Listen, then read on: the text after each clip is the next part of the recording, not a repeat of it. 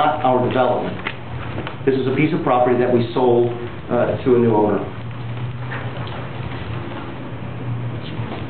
Someone asked about GS Carolina. I think if you see in the ad, there's a comment that during this same period of time, supposedly, the same people that I was talking to county council about were defaulting on loans someplace else.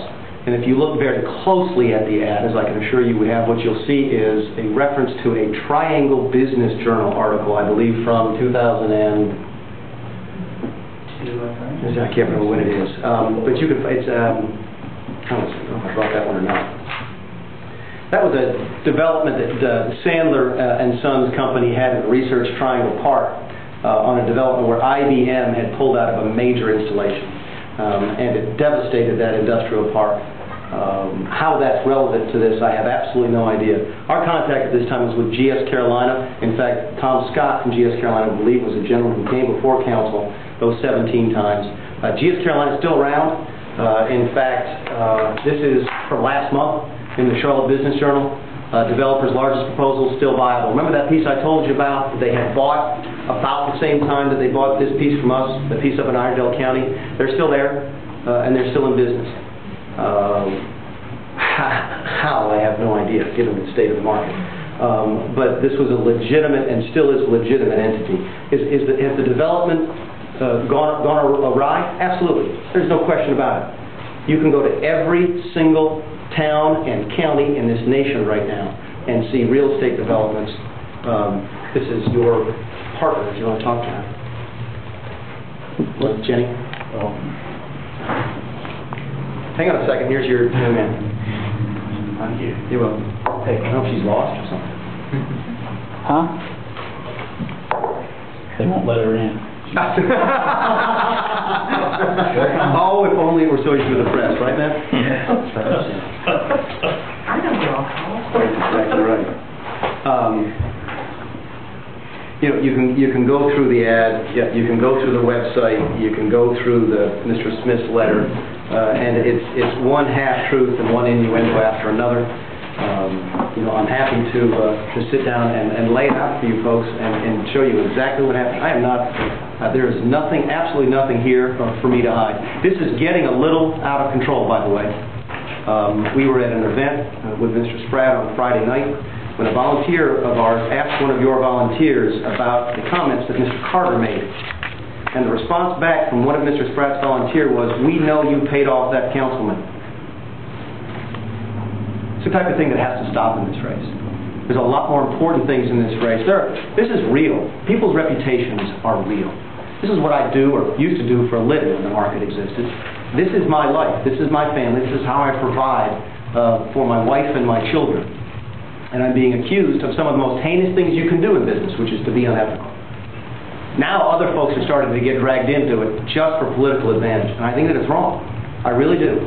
And I'm more than happy to sit down and show folks what the truth is so that we can get back to talking about what I think people really care about in this election. So I don't know if you want me to take questions from the press or if you want to do it one-on-one. What do you want to do? You guys got the questions? Or? Yes, John.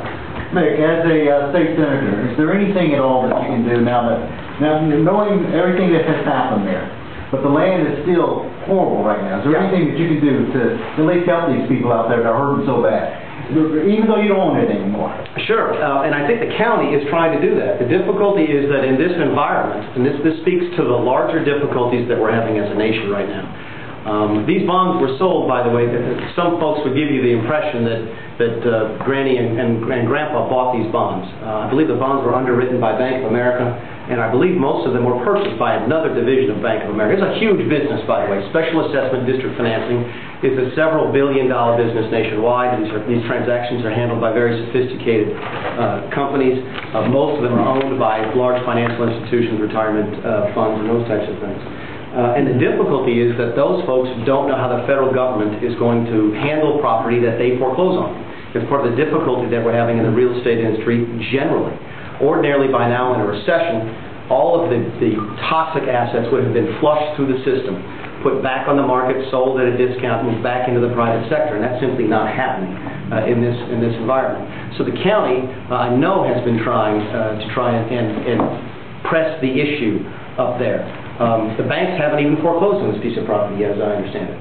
There is a lawyer representing the bondholders in Florida. I don't remember the gentleman's name off the top of my head. But the difficulty is really systemic right now because of the regulations on banks that is not allowing this property to flush through. In a typical recession, this piece of property would have been foreclosed on and then resold to another developer who would have then continued the development. I know the county had looked at for a while on condemning this property. The county, in theory, could take this property, the EMS station, the parks, the cabana, for $1, because they're entitled to it. This property is supposed to be deeded to the county. The reason it's not been is because of the liens that have been filed on the piece of property. So I know that y'all are working on it. At the state level, I don't know what we can do. The law is already there. Foreclosure laws are already there. We cannot make the bank foreclose. And the folks who are in there are in the worst possible situation. But I don't know if there's very little we can do at the state and local level until the federal government gets its act together. You got the dates and stuff of all the transactions, but one of the things, if it's the lie that it's said to be, sure. How much did it cost you, your family business, your entity, to assemble, and how much did it pass for? Even not what you made personally, but how much, what was the because if the amounts are all wrong, then that's another way. Right, and that's a great question. I've seen, when this first started, I supposedly made $30 million. Then in Mr.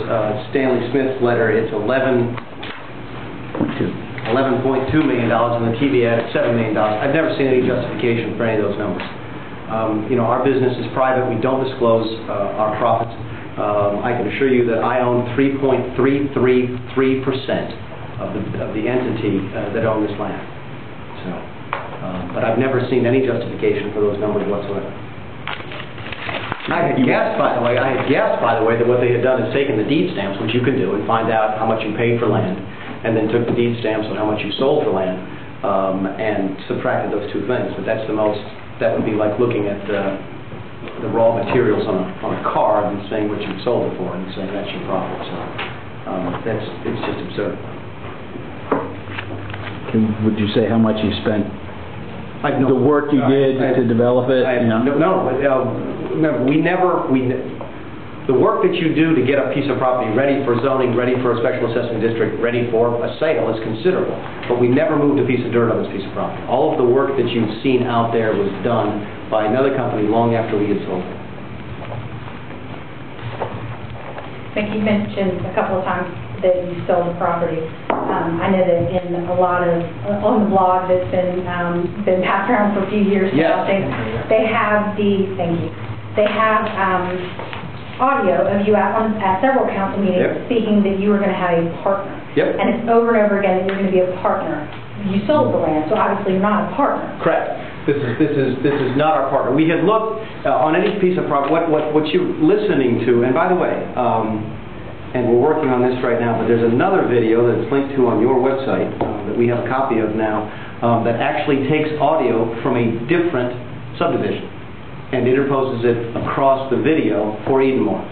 They took audio from a different conversation and put it out there as being related to Edenmore. But anytime you come back, and we haven't been able to find the audio for this yet, anytime you do a deal of this size, it's not unusual to go out and look for partners. And in fact, on a multi-use piece of property, we were primarily residential developers. There was a commercial piece when we had it first approved. There was an apartment piece. There was an office piece. We are not office developers. So I told council that, as we were going to go through this, it'd be likely that we bring in partners. What happened was Lawson's Bend approached us for an outright sale.